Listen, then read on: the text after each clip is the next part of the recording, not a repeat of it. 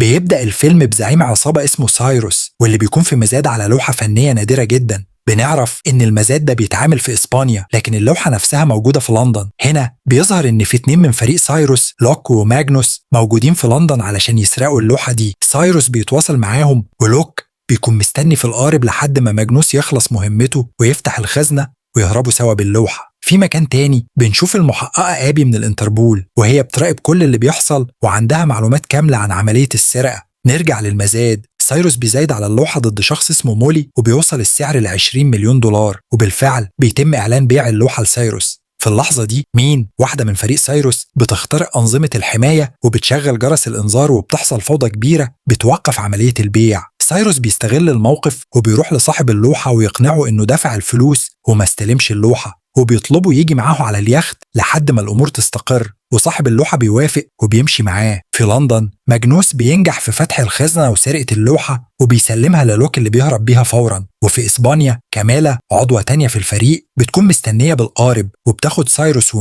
وصاحب اللوحة وبيهربوا بسرعة. آبي بتطاردهم بقارب تاني، لكن مهارة كاميلا في القيادة بتخليها تهرب منها. على اليخت سايروس بيكشف الحقيقة لصاحب اللوحة، بيقول له إنه باع اللوحة فعليا في السوق السوداء ب89 مليون دولار، وإن المزاد كان مجرد تمثيلية، وعرض عليه 40 مليون دولار مقابل رموز تقنية ال NFT الخاصة باللوحة عشان العملية تتم. وصاحب اللوحة بيوافق بابتسامة وبيحتفلوا سوا.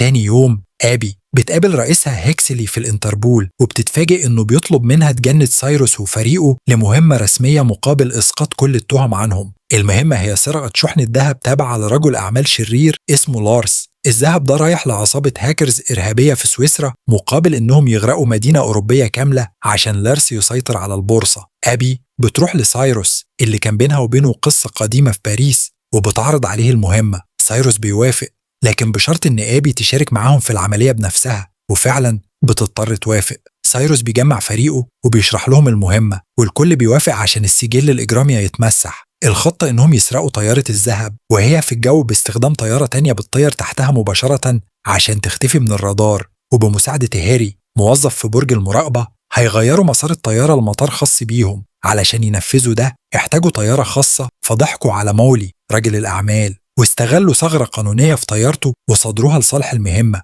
وبدأوا يجهزوها بمعدن بيخفيها من الرادار وكاميرات متطورة. يوم التنفيذ سايروس وفريقه وآبي بيركبوا طيارة الذهب، لكن لوكي بيتراجع في آخر لحظة، فبتضطر آبي تقوم بدوره. في الجو كاميلا بتطير تحتهم بالطيارة التانية، وماجنوس بيبدأ يفتح خزنة الذهب. بتحصل شوية مشاكل لما جهاز التشويش بيتفك من آبي، لكن سايروس بيساعدها. هاري بينجح في توجيه الطيار للمطار الخاص، لكن رجال لارس على الطيارة بيشكوا فيهم، وبتحصل معركة قوية.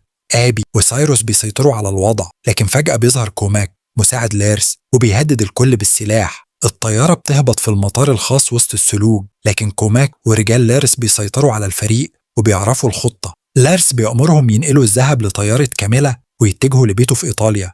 كاميلا بذكاء بتعمل حركة مفاجأة بالطيارة عشان توقع المعدن اللي بيخفيها من الرادار، وفعلا الطيارة بتظهر عند الانتربول. هيكسلي رئيس آبي بيظهر على حقيقته ومش هممه حياة الفريق، وبيطلب من القوات الجوية تفجير الطيارة، لكن آبي بتستخدم شاشات الطيارة وبتبعت رسالة إن في مدنيين، فالقوات الجوية بتنسحب. بتحصل خناقة أخيرة جوه الطيارة. سايروس وآبي بيخلصوا على كوماك وبيرموه بره الطيارة، وسايروس بيقدر يهبط بيها بصعوبة قدام بيت لارس مباشرة. لارس بيحاول يقتل زعيمة الهاكرز لما لغت الاتفاق، والشرطة الإيطالية بتوصل. سايروس بيعرض تسجيل الكاميرات اللي على جسم الطيارة واللي فضحت لارس وهو بيقتل الهاكر، فبيتم القبض عليه. آبي بتعرف إن هيكسلي كان عايز يفجرهم، فبتضربه وبتقدم استقالتها وبتمشي مع سايروس. بعد أسبوع سايروس بيكشف لآبي إن الذهب اللي اتمسك في الطيارة كان مزيف، وإن ماجنوس بدل الشحنة في الجو، ولوك اللي الكل افتكر إنه انسحب كان مستني تحت واستلم الذهب الحقيقي. الفيلم بيخلص وهما بيطلعوا الذهب من المية وبقوا أغنياء جدا. ما تنساش تعمل لايك للملخص ده لو عجبك، واشتراك في القناة عشان تتابع كل جديد، واكتبوا لنا في التعليقات مقترحاتكم للأفلام الجاية. سلام.